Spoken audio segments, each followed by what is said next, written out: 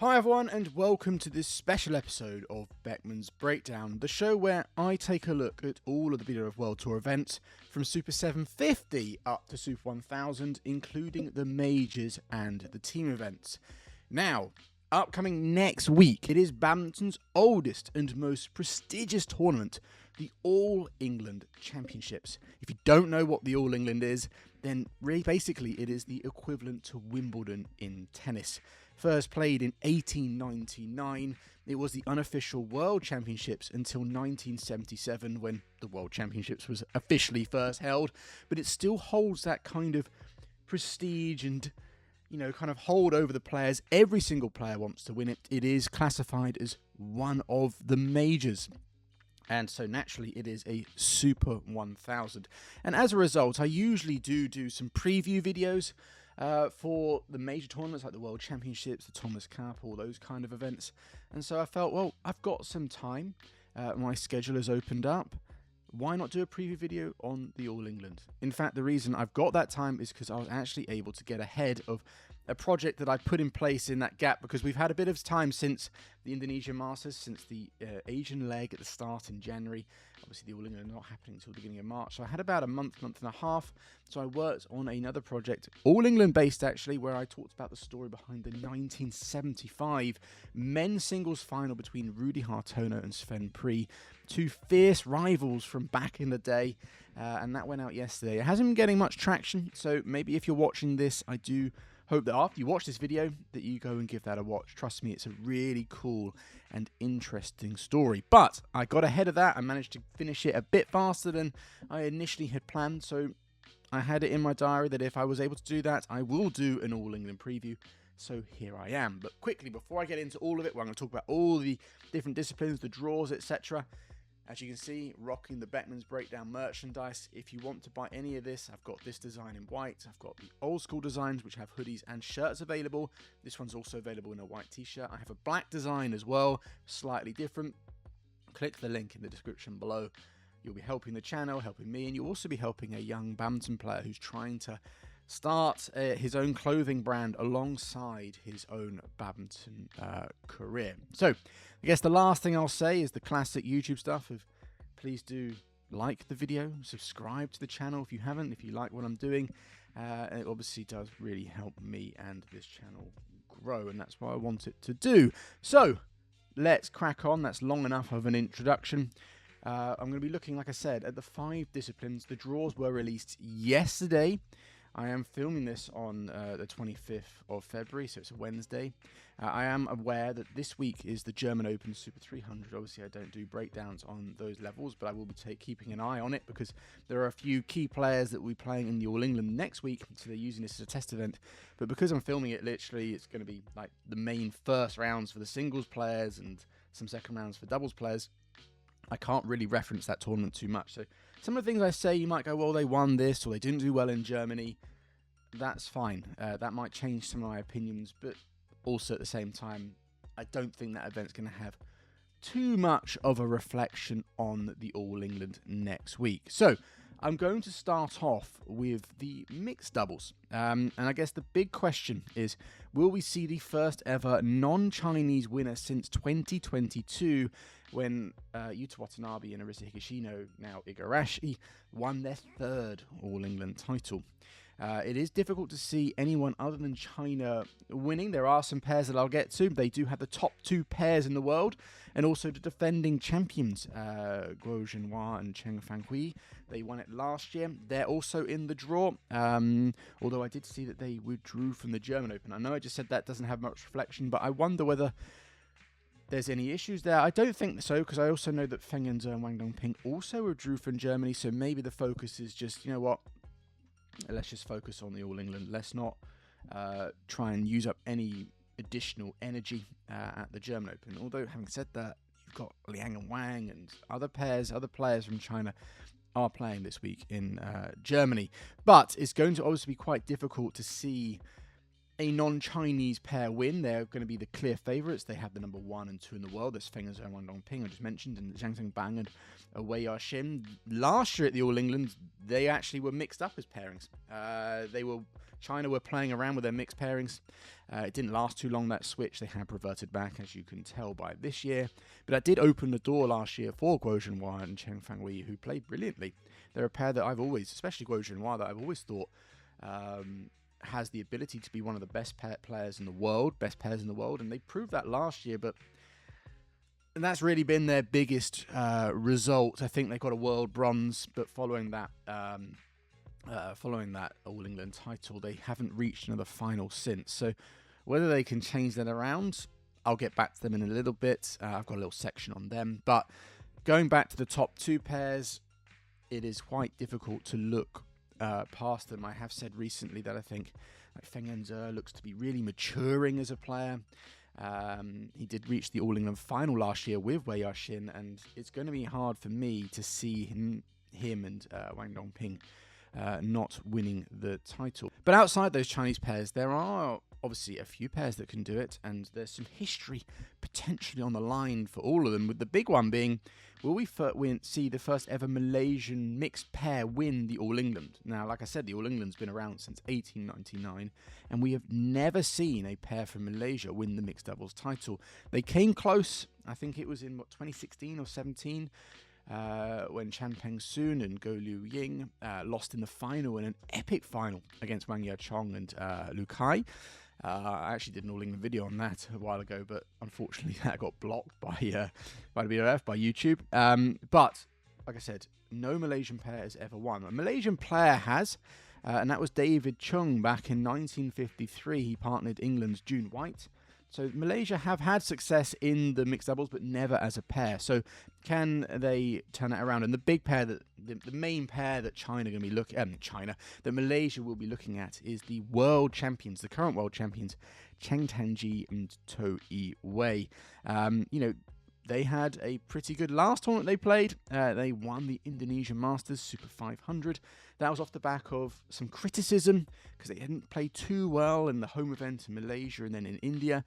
But they kind of silenced their critics, I guess you could say, by winning it in Indonesia. Now, the All England and the Indonesian Masters are completely different. At the Indonesian Masters, not all the top pairs were present, or they were, but it was off the back of it was the third event in a row, so it's hard to really, that was certainly a factor. The All England, like I said, we haven't had any real major tournaments in the build-up, so everyone, all the top pairs and players are going to come in fresh and ready.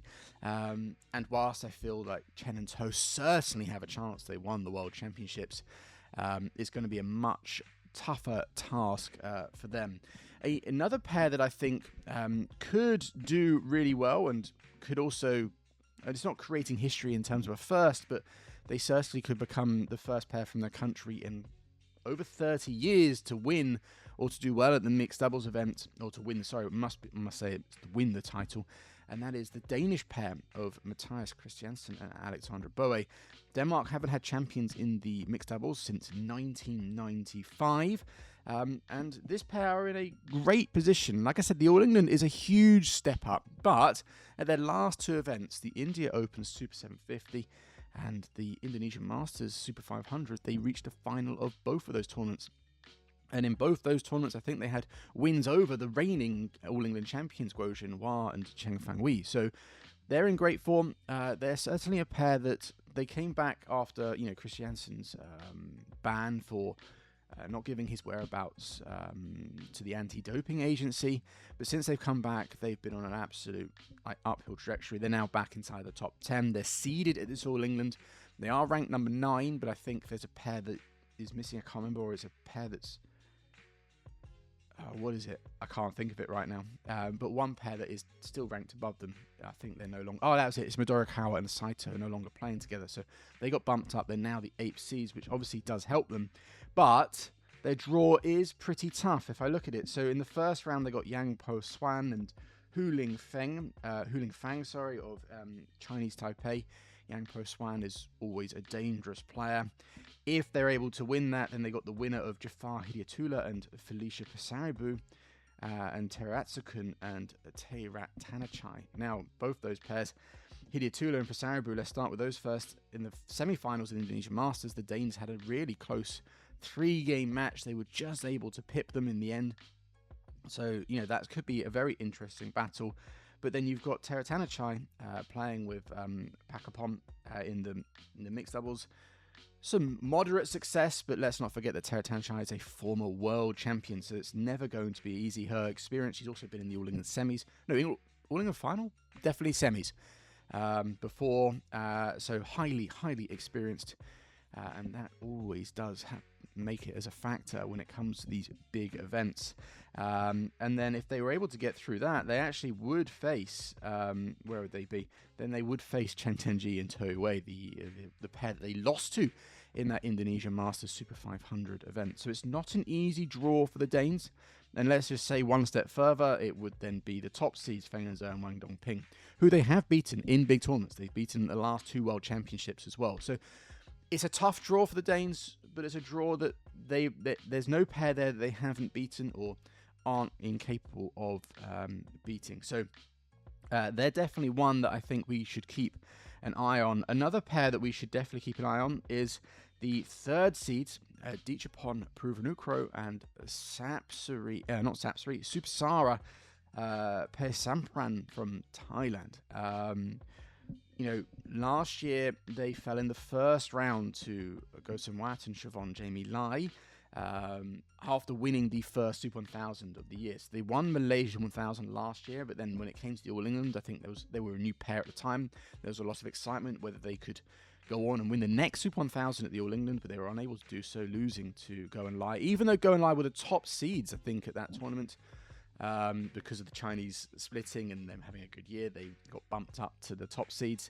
I think many did see the Thai pair as the slight favourites in that, and that loss there has kind of sometimes been a bit of a factor when it comes to them. If they're early on, they're a little bit susceptible. I know most pairs and players are in this boat, but it seems to be especially with this pair. But if they're getting into the main part of the draw, if they get into the weekend, they're very difficult to beat. And they showed that this year. They weren't quite able to defend the Malaysia Open title, but they won the India Super 750, so they made up for it the following week. So I think if they can get over their early rounds and get into the tournament, then they have a great chance of doing well. Looking at their draw, I think they should come through the first round against the Malaysians, but that's not a easy second round. Again, I'm going to kind of assume, because you never know, there are a lot of pairs that can do well. This is not to overlook Alexander Dunn and Julie McPherson of Scotland. They're a pair that can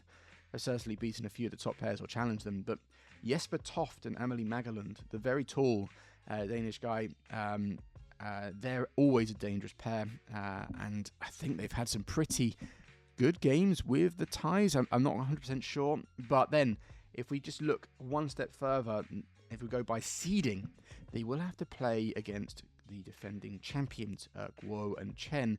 And against them, they've played them twice and lost both times. They seem to have a real struggle against that pair. So if the Thais wish to do well in this All England, they're not only going to have to get up over that initial hurdle of the earlier rounds where they can sometimes be a bit susceptible to nerves and pressure. They are more experienced now compared to last year, far more experienced. Dichapon always has been, but it's always been Supsara, and I think she's been growing in confidence and obviously steadying herself. But that potential quarterfinal against the Chinese will be a difficult test for the Thai pair. So, talking of, I've mentioned them a few times, and I said I'd come back to them, the defending champions, Guo Jinhua and Cheng Fengwei. Like I said, this year so far, they've had 3 quarterfinals, so not a terrible start to the year. And like I said earlier, following that All England win last year, they've done okay, although they haven't won a title since. They reached the final of the Hong Kong Open, and they did win a world bronze. I think, although they are the defending champions, not many are going to be looking at them. The pairs that I've mentioned already, the top 2 Chinese, Chen and To and Dichapon and Supsara, the top 4 seeds, they're going to be the ones that everyone's going to be looking at and expecting to do well. And then I've mentioned the Danish pair, and there's a few other pairs littered around the draw that certainly will grab the attention. And I don't think, because I think that with the Chinese pair, because since the last year's All England, they haven't done brilliantly, they haven't set the world alight, and obviously the top 2 Chinese pairs have kind of, they're the ones winning all the titles and grabbing all the headlines. I think this Chinese pair are going to fly under the radar, and maybe that might help them take the pressure off. They're going to want to defend their title. but I don't think there's going to be crazy expectations on them to do so, not even coming probably from the Chinese coaches. That'll only ramp up if somehow the top 2 Chinese pairs have shock losses or they fall and that pair are still in. Then obviously the pressure will ramp up. I personally don't see a repeated win for them. I think they were helped last year by the fact that the top 2 pairs in China were split, and they made full advantage of that. But as I always say, and I think I saw on Reddit once that someone said that Ben Beckman always says everyone's got a chance. And I'm going to stick by that because I think it's generally true, especially when it comes to these top pairs. This pair proved last year that they can win the title. And so there's an outside chance, but I think there are a number of pairs that you would see as favourites above them. So other than that, there's really not too much else to say about the mixed doubles. There aren't any crazy first rounds, or there are some interesting ones. I've mentioned one of these before, but you've got Jafar Hadiatullah and Felicia Pesaribu against Teratsukun and Tanachai. That's certainly exciting. And I think when it comes to British interest, I am English, as you know.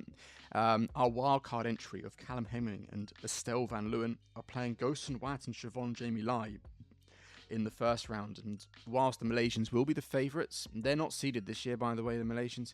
I actually think that could be a pretty close game. The English pair are good. Whilst they are wildcards, they haven't got in off their own ranking. They're close, and I think they're definitely a pair that can hang with a number of the top ones. And I just think the way that Go and Siobhan have been playing recently, I think there's a chance for the English. It'll be hard, but it would be a chance. And that would be any time we get an English pair having a chance to get through rounds, it's always good. And I'll be keeping a close eye on that match. Moving on, women's doubles next. Again, like mixed doubles, the question is, can anyone stop China as the top seed? And more specifically, I guess you could say is Lu Shengshu and Tan Ning, who, whilst they struggled a little bit towards the end of 2025, in early 2026, they seem to have refound their mojo and really confirmed themselves as the top pair in the world. They are the world champions, and it's difficult to look past them as winning the All England title. However, I'm also quite interested to see if the other Chinese pair, the second Chinese pair is Zhang Yifan and Zhang Shushan and Jia Yifan. Sorry, I mixed their names up there. Wondering whether they can refine their mojo, because I think it was in October, it was before the European leg of tournaments like the Denmark Open and French Open. Jia Yifan returned with Chen Jingchen, her former partner, the partner that she won the Olympics with and all those world titles, for like kind of a farewell trip. And since then, Jia and Zhang have been struggling, because before then they were doing really well. They were probably the top Chinese pair at the time. They were the ones that were kind of, while Lu and Tan after the Worlds were dipping, Jia and Zhang were kind of on the up and were kind of taking the mantle, winning a number of titles. But since that, I wouldn't call it a split, that mini break, they've struggled to come back, and even early in 2026, they haven't really set the world alight. So it'd be interesting to see if they can refine their form and hit the mark. But I guess one thing we do know, even though the question is, can anyone stop China at the top? One thing we do know is it can't be an all-Chinese final, as all 3 of China's pairs are in the top half. You've got Lu Shengshu and Tan Ning, number 1 seeds. You've got Jia Yifan and Zhang Shushan, they're 3rd seeds, but they're in the top half. And then you've got the number 7 seeds, Li Yijing and Lo Zhumin, also in the top half. So all 3 of China's pairs are up there. So we know for a fact that it can't be an all-Chinese final, which is, I think, for general viewership, good thing. That's not to say that even if they were spread out, that it would be an all-Chinese final, but just the fact that it definitely can't happen, I think is a good thing. However, what I must say is that whilst I said at the top of this that can anyone stop China, and that's mainly because of how strong Lu Shengshu and Tan Ning have been in the past, but also how they started 2026. But if we take the All England on its own, then maybe that isn't the question we should be asking, because whilst they have a number of top pairs and they have the number 1 pair in the world, over the last decade of champions at the All England and the women's doubles, China have only won it once, and that was Chen Qingchen and Jia Yifan all the way back in 2019. So whilst we're talking about China having all these strong pairs and the number one seeds and a pair that on paper should be the heavy favourites and should win, when it comes to the All England, it seems there's a small stumbling block in recent times for China. So I wonder whether that's going to continue. Like I said, we know it can't be an all-Chinese final, so maybe that will continue for another year. Now, also in the top half, moving away from China and talking about one of the countries that has been a part of China not winning over the last decade, Japan. In the top half, we see the welcome return of a former champion, and that's Sayaka Hirota. She's playing with Ayako Sakuramoto, and I think this is their debut as a pair. What a time to start. Sayaka Hirota, if you don't know, 3-time world silver medalist. I think she won the All England possibly twice. I know definitely once, and that was with Yuki Fukushima. That's who she predominantly played a career with, but she'd had a number of knee issues before Tokyo Olympics. It was her knee that, while she played, was heavily damaged, and I think before Paris, that ruled them out, although they were making a strong return and looked like they might qualify. Many had thought, and I definitely thought, that she'd retired, but no, clearly she's been putting in the work and feels she has another run. Maybe she's been seeing her former partner do really well with Mayu Matsumoto and thought, I'm not done with badminton yet. Regardless, it will be really good to see her back. I know a number of fans will be super excited to see her play. And I must say, their first round is one of the most exciting first rounds of these All England Championships, as they'll be playing against India's Teresa Jolly and Gayatri Gopichand. A pair that have had a pretty good time at the All England. They reached the semi-finals twice. I think their breakthrough result, the result that kind of definitely brought their attention, brought their attention to me, was when they reached the All England semi-finals. I can't remember which year, but it was probably 3 years ago, maybe 4 years ago. So I wonder whether that pair can have another good run. But regardless, that is a very, very exciting first round at the All England. Moving on, let's talk a little bit about the bottom half, because I have mainly focused, obviously, on the top. And really, I think what I want to talk about in this one is there's a really interesting quarter-final bracket in the bottom half, and it's the top bracket, and that's the one with the number 5 and the 4 and 5 seeds. So the 4th seeds, Beckman and Lee So-hee, and the number 5 seeds, Yuki Fukushima and Mayu Matsumoto. Just talking about Hirota, Fukushima was her former partner. Now, the reason why this is exciting to me is that in 2026, both these pairs have had an absolutely brilliant start. They've both already reached finals this year. Beckman and Lee So-hee reached the final of the first Super 1000 in Malaysia, but they also reached the semi-final in India the following week. And Fukushima and Matsumoto basically did the reverse. In Malaysia, they reached the semi-final, but then they reached the final in India the week after. Like I said, these two pairs, I think if we looked at them over 2025, Beckman and Lee So-hee didn't generally have a very good year. They did finish it strong with the World Tour finals, and I did ask the question whether they could carry that into 2026. They have answered that. As for Matsumoto and Fukushima, they started 2025 really well. They were a new pair then, but then there was a period where they kind of dropped off a bit. Maybe other pairs got used to them, or, things can happen. But they had a couple of odd results at the end of 2026. I think the Denmark Open, did they win it or did they get to the final? I can't quite remember. Maybe I'm thinking of another pair. But they kind of showed a few signs. But they've really come into 2026 super strong again. So the fact that those two pairs are in the same quarterfinal and they're in that bottom half where there's none of the Chinese pairs, they must both be looking at a possible All England final, if not another All England title. All 4 of those players have also won the All England. Beckman and Lee So-hee have won it together. I think they won it twice, actually. They definitely won it, not last year, the year before.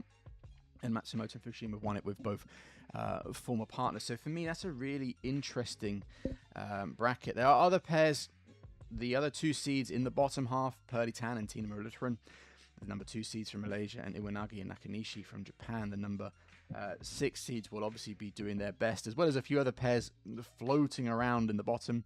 And talking of one of those floating pairs, another Japanese pair, that leads nicely on to probably the craziest first round of the women's doubles. I mentioned one earlier, and that is Hirota and Sakuramoto against Jolly and Gopichand. But the first round that has everyone's mouth watering in the women's doubles is Muralitharan and Tina Muralitharan against Arisa Igarashi and Chihara Shida.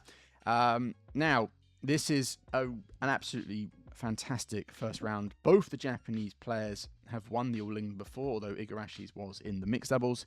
And for the Malaysians, like the mixed doubles, there's never been a Malaysian champion before. In the mixed, they have had one player who won it, but not a full pair. In Malaysia, never even had a Malaysian champion at all. I'm not even sure they've had Malaysian finalists. I didn't check that stat. If someone can fact check me on that, but I have a feeling that we've never seen a Malaysian women's doubles pair in an All England final. So can Muralitharan and Muralitharan create even more history for Malaysia? They've created plenty already.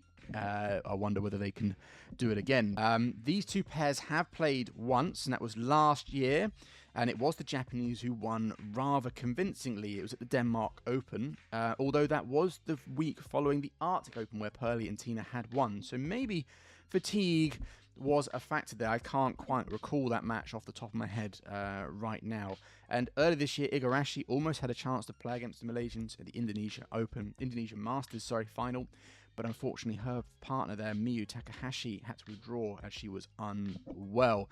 Now, when it comes to head-to-heads, like I said, it's 1-0 to Igarashi and Shida, but if you look at Shida with her former partner against the Malaysians, they held a 13-3 head-to-head, so Shida clearly knows what it takes to beat the Malaysians, although when it comes to that head-to-head, the Malaysians did win the last two meetings between them. So based on all of these things, it's quite difficult to look into this match. It's certainly going to be interesting. It's going to be a close and tight affair. It's obviously going to come down to being a first round. How quickly can either pair settle into the conditions, settle into the tournament?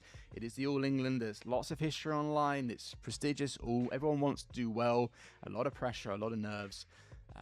And in first rounds, it's your first chance not to play in the hall because you get practice time, but first time to play a real competitive match.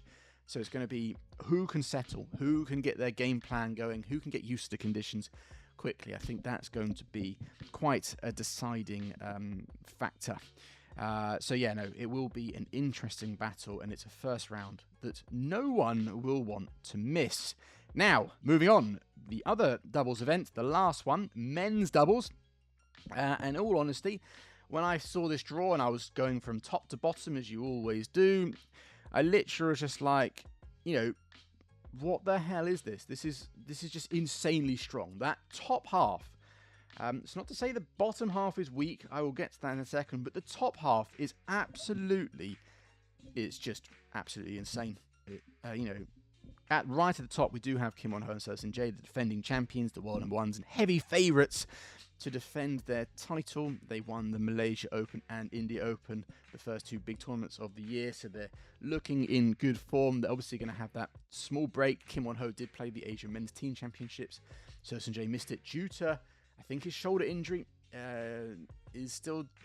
Was still there, obviously not good enough, not fully healed, but there's been a long enough break that I think he's going to be, I don't think it's that major that he's going to come in with any sort of niggles, or I think he will be injury free.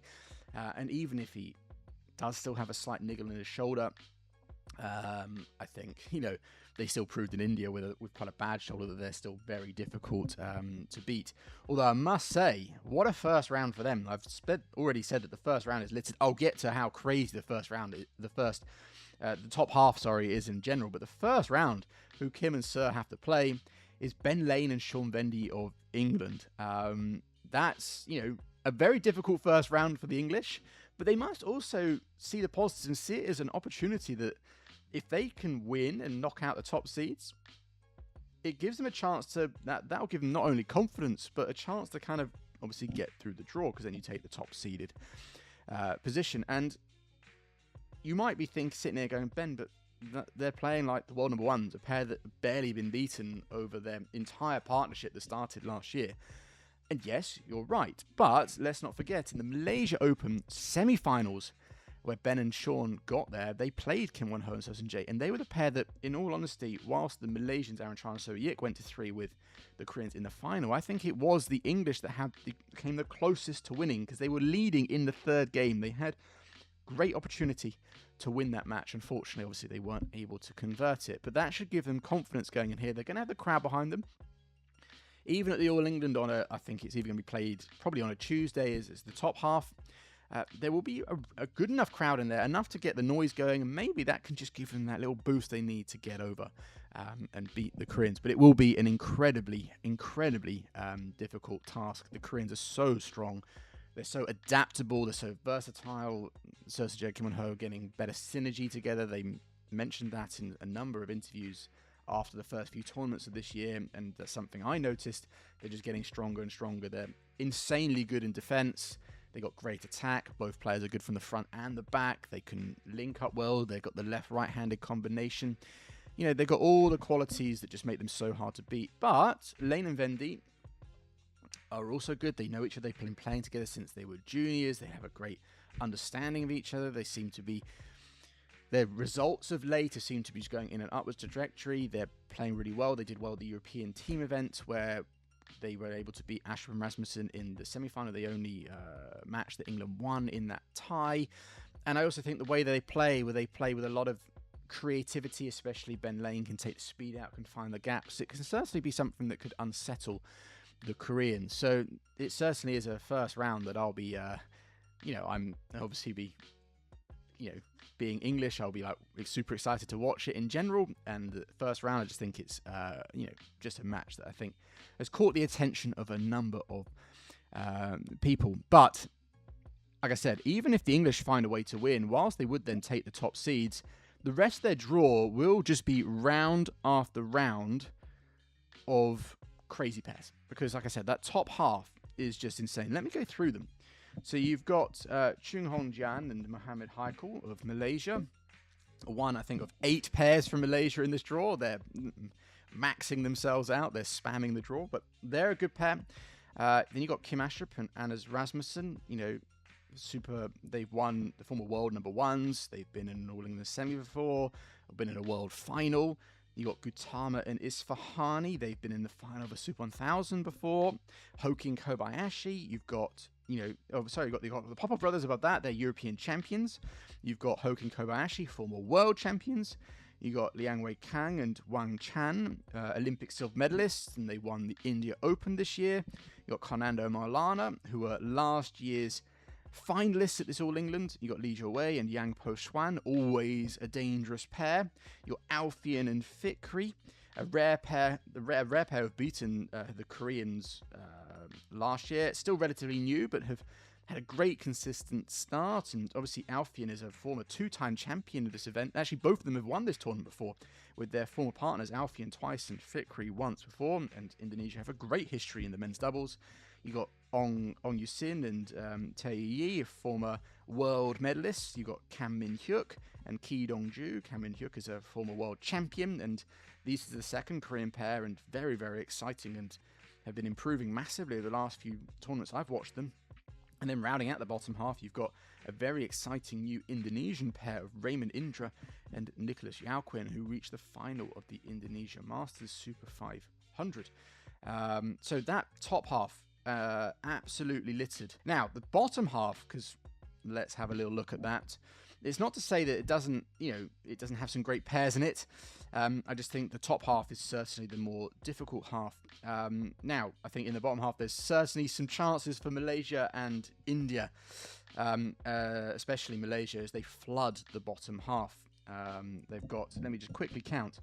1, 2, 3, 4, 5. They have 6 pairs.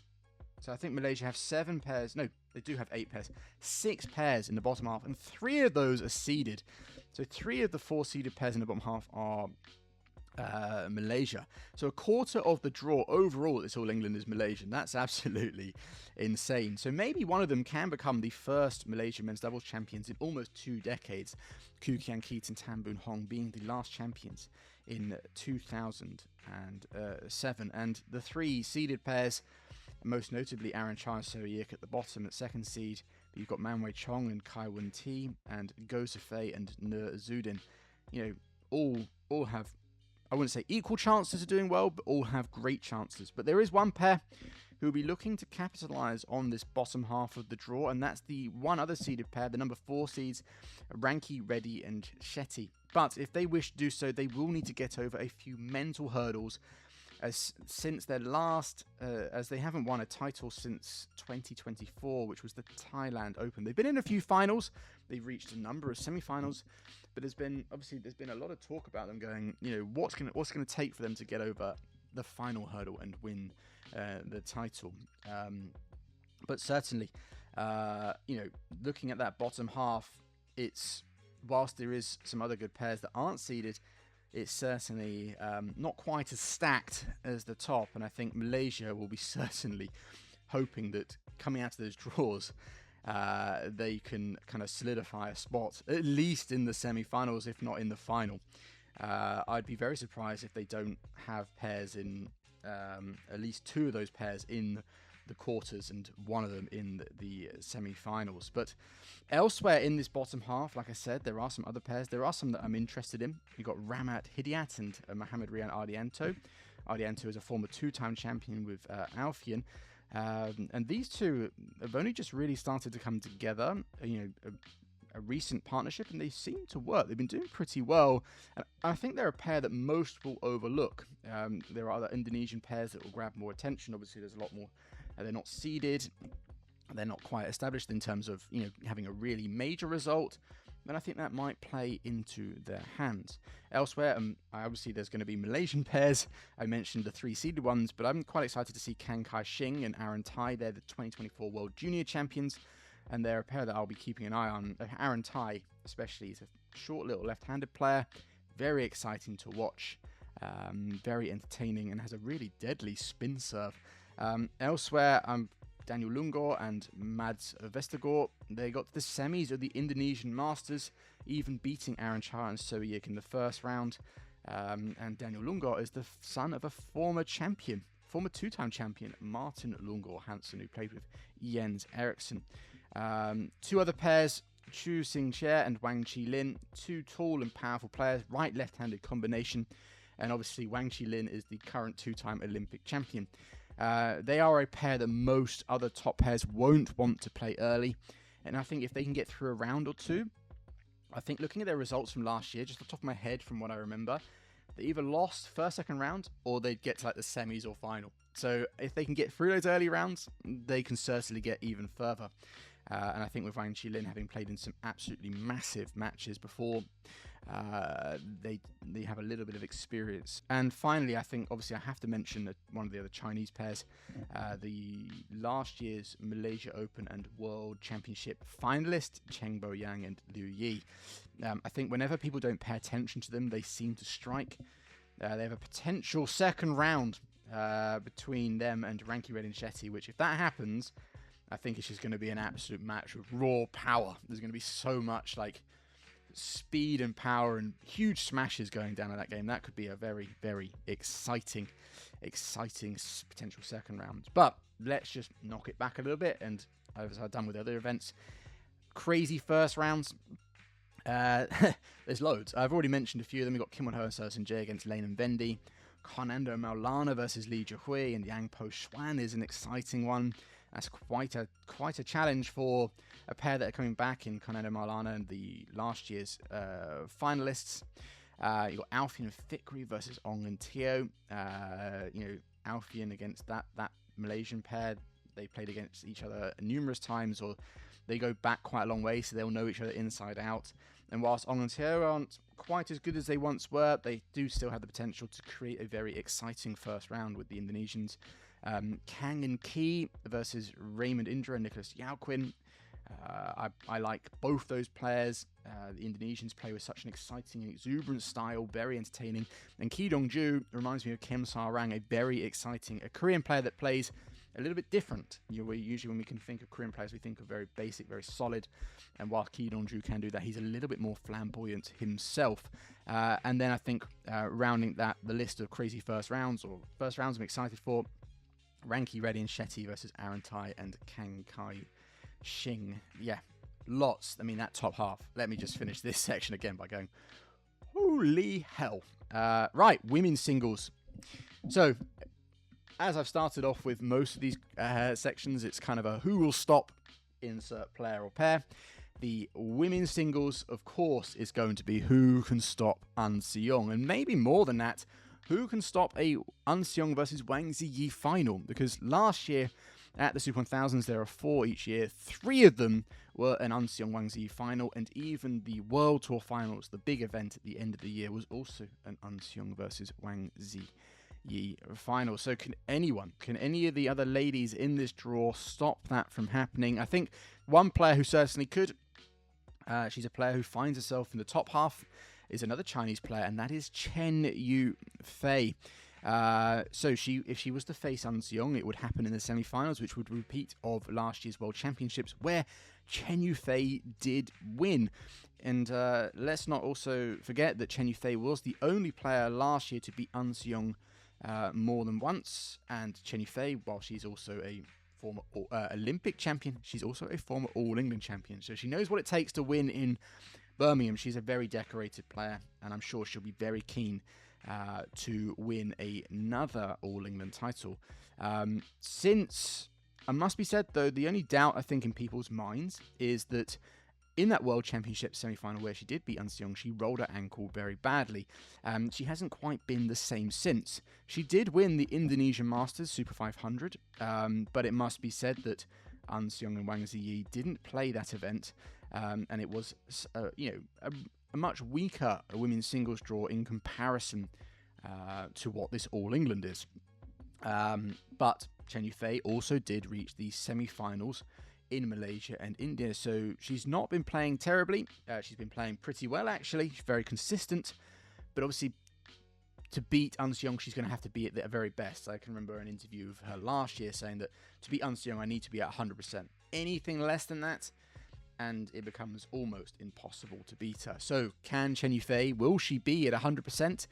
We'll have to see. It's been quite a time since the Indonesian Masters, so that injury has had further time to heal. Obviously, Chen Yufei's had further time to train and get herself fully fit.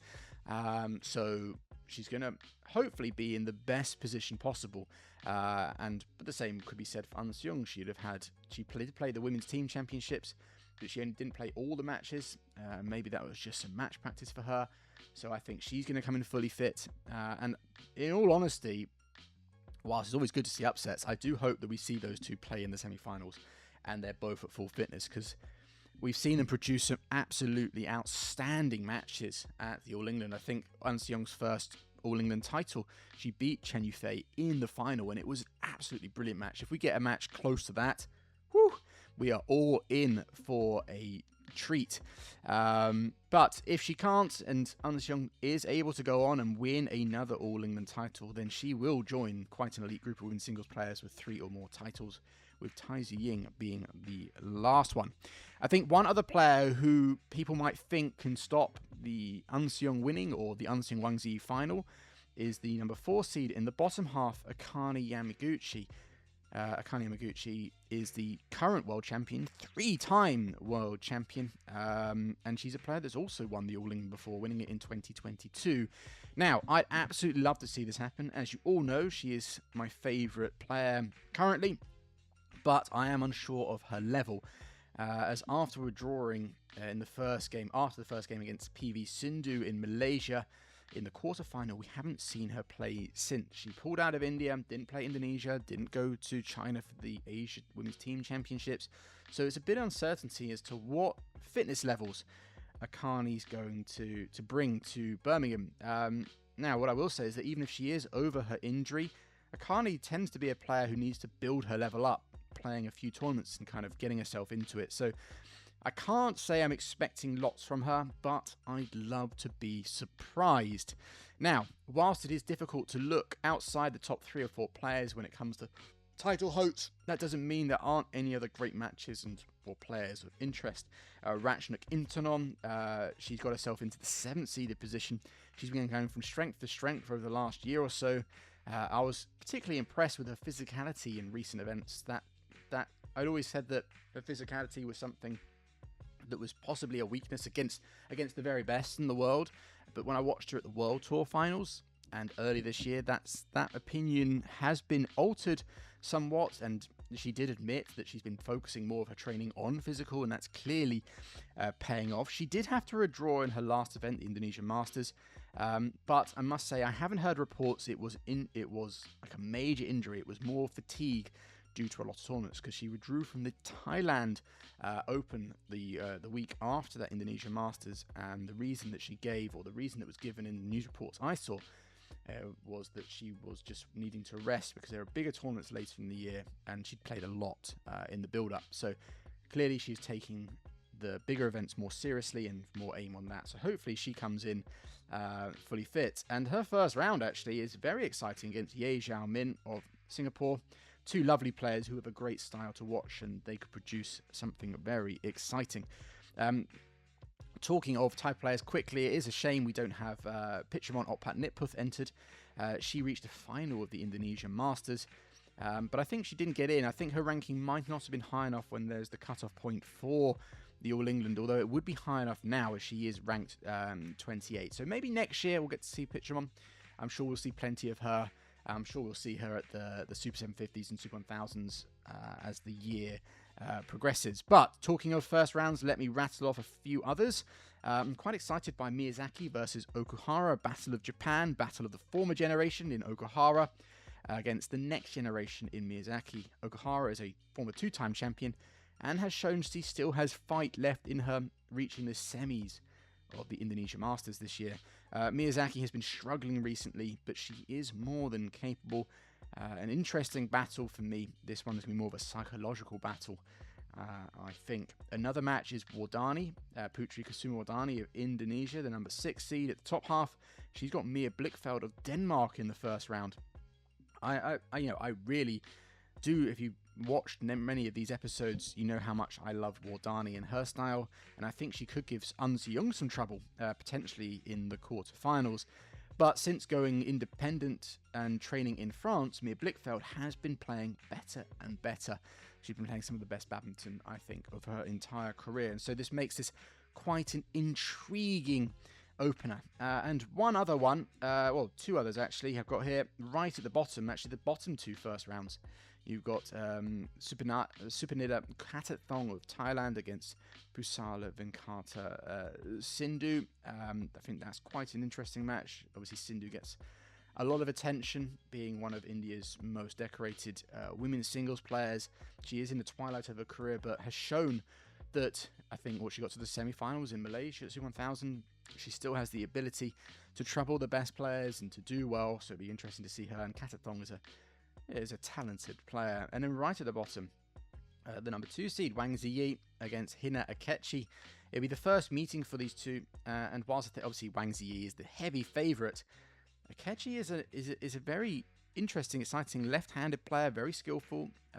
Doesn't get as much attention, I think, because of players like Miyazaki, but she has proven a few times that she's been in numerous finals and won a few titles at the lower level, and has definitely had some good matches with some of the top players. So I think it just makes that first round for me quite interesting. I wonder if, Wang Ziyi's got to numerous major finals, so she's experienced enough. But there's still always that element with her that she could, if Akechi comes out playing well and Wang Ziyi gets caught off guard and just starts to get in a bit of a spiral, maybe there's an opening. But still, Wang Ziyi will be the heavy favourite. And the last event, the fifth one, the men's singles. And I think just like the men's doubles, you go down the draw and it is just crazy match after crazy match. And I think that's all I have to say, as it sums up the men's singles at this All England. But no, of course there is some interest. And talking of crazy first rounds, right at the top, you have Shiyu Chi versus Lakshya Sen. Shiyu Chi is the defending champion. He's a former two-time champion, actually. So he'll be going for a third title. And he's also looking to go back-to-back, which actually is something that's only happened 5 times in the modern era. So that's from 1980 onwards. Like I said, difficult opener against Lakshya Sen, a player who's been in an All England final before, so knows what it takes. He's plays pretty well in Birmingham, and so this could be a very interesting match. And in the top half, actually in Shiyu Chi's quarter, is another former champion, actually, the player that beat Shiyu Chi when he won, and that's Li Shifeng. Now, Li Shifeng has been out of competitive badminton since last year's World Tour Finals as he rolled his ankle. So the question will be, how will his level be? He is playing the German Open this week, which could give us an indicator, but like I said at the start of this video, The German Open has literally just started, so I can't really comment on that. But in all honesty, I'm not expecting too much. He's been out for, 3 months? It was a very similar injury to Lizzie Jars, and we know how he struggled with coming back. I've already mentioned Shida. He rolled his ankle pretty badly in 2019, and that took him a number of years to get back to his best level. I'm hoping it's quicker for Li Shifeng. We always hope that the players, when it comes to injuries, it's the worst thing that can happen to them. We hope that they recover quickly. Other things I'm looking at, I will be looking at the French contingent, namely Christo Popov and Alex Lanier. France obviously made the headlines recently when they defeated Denmark at the European Men's Team Championships, the first time Denmark had lost in 78 years. It was the first time they'd ever lost at the European level when it comes to the Thomas Cup format of playing. And two players that were quite crucial in France winning were Christo Popov and Alex Lanier. They are seeded this year. Alex Lanier is 8th seed, and Christo Popov is the number 5 seed. And over the last 2 years, both players have reached the semi-finals. Christo reached it in 2024 and Alex in 2025. So, can either of them, or both, do that again or go even further? I think for Alex Lanier, he's got a very exciting first round against Victor Lai, the player who stunned the badminton world last year at the Worlds when he was 1 point away from reaching the final. He won the Eddie Chung Most Promising Award at the end of the year, I think, based off of that result. And he's kind of shown that that was the right person to give the award to, as at the recent India Open, he reached the semi-finals, coming ever so close to beating Lin Chunyi and making the final. So that's a very exciting opening round. It's really difficult when it comes to men's singles to go, right, if Alex is able to beat Victor, he should then get through here and there, because, like I said, this draw, it's so difficult. If anything, the men's singles has proven that anyone can beat anyone. There are obviously the favourites. I'll mention a couple in a second. I've already mentioned one of them, Shida. But for players in like Alex Lanier, looking at his draw, if he beats Victor Lai, he's got the winner of Wen Hongyang and Lee Chuk Yu. That's no easy task. Then he could play against Anders Antonsen, but he's got not an easy draw. It's so difficult to predict. But let's move on to Christo Popov. He's in the bottom half, and he has a first round match against Rasmus Gemke. I think Christo Popov has been on more people's lips recently, mainly because he won the World Tour Finals at the end of last year, and I think it's going to give him great confidence when it comes to the big tournaments, because he knows he's won one of them, and so can he do it again? He's obviously been in the semi-final of the All England as well, so he does like playing there. The only question mark, and I know this has been against him for a while, is that still him and his brother are playing the doubles, and does that affect him? Is that going to just kind of weaken his chances ever so slightly? At the World Tour Finals, he didn't qualify for the men's doubles, so his whole tournament was focused purely on the singles, and he won it. Maybe that might show that that's where he needs to go. It's still that same old question of, should the Popov brothers, because I shouldn't overlook his brother, Toma Junior Popov, because he's playing in the singles event, should those two focus on the singles and really put their eggs into that basket and just kind of give them, that might just give them that extra 5%. But yeah, like I said, he's got Gemke first round, which is not a bad first round. I think he should, on paper, come through that. But then he plays the winner, like with Alex Lanier. His next round, his potential second round, is a difficult one. And for Christo, it's going to be either Low Yu or Kodai Naraoka. Two very, very good players and difficult matches for Christo. And then if he's able to get through that, then he would come up against the number 4 seed, Jonathan Christie, the guy who won it in 2024. And talking of Christie, obviously he'll be very keen to taste victory again at the All England. And I think he has a good chance, as with his 2 semi-finals early this year, it means his form is just where it needs to be. But I think for Indonesia, there will be another player that fans might be looking at, and this might take a little bit of pressure off Christie, which might help, because all throughout the years, obviously Christie has been playing alongside Anthony Ginting, who's obviously done well, and having 2 players in the same country can sometimes take a little bit of that pressure off. When he won it in 2024, it was an all-Indonesian final. So the fact that Ginting is out because he's not high enough ranked, because he's had numerous issues with injuries and trying to come back from them, but there's another Indonesian player in the draw just below him, actually, although they would be seeded, or would be in the way the draw goes, they would play in the semi, and that is Awi Farhan. This 20-year-old has been steadily improving ever since joining the senior ranks. But I think Indonesian fans' eyes will be on him a little bit more, even though this is his first All England, as he won the Indonesia Masters Super 500. So he won the last event that he played in terms of individual event, that is. It might be a bit of an ask of him, like I said, as this is his first All England, but looking at his draw, a good run is certainly possible. He's got a first round against Aya Shetty, which I think is interesting. They met in the first round of the Indonesia Masters, and Awi won rather convincingly, but the conditions will be very different in the Utilita arena, and so it might make things a little more even and therefore more interesting. But if he can get through that, he would have most likely Cho Chien Chen of Chinese Taipei, who's been in an All England final before, but Awi Farhan's got a chance at that. And then, yeah, I think if Awi Farhan can get through, whilst, like I said, there's no easy rounds in this men's singles draw, there's potential for him to do pretty well and have a pretty decent run at his first All England. Now, I could talk about almost every single player in this draw, but the last one I do want to talk about is right at the bottom of the draw. Is the number 2 seed, and that is Kunlavat Wititsan. Now, at the start of this year, Kunlavat had never competed in a final of a Super 1000, but he did say that he was focusing on them, putting all his attention to those looking to do well, to kind of make amends for that, and he was a man of his word, as in the Malaysia Open, he won it, and won it playing some very good badminton. At the All England, it's an even grimmer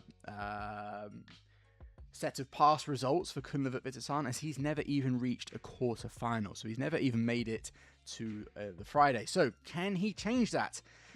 He did withdraw from his home event, the Thailand Open, but that was similar to Ratchnuk, was to ensure proper rest and recovery. So it does seem that he is his eyes firmly set on the All England, and I think if that is the case, I do think we can finally see him make the weekend, if not go all the way. Although if it goes by seeding, in the quarterfinal, he would have to play Cho Chien Chen, a player who not only has a 5-2 head-to-head positive record against Kunlavat, but he's won the last 3.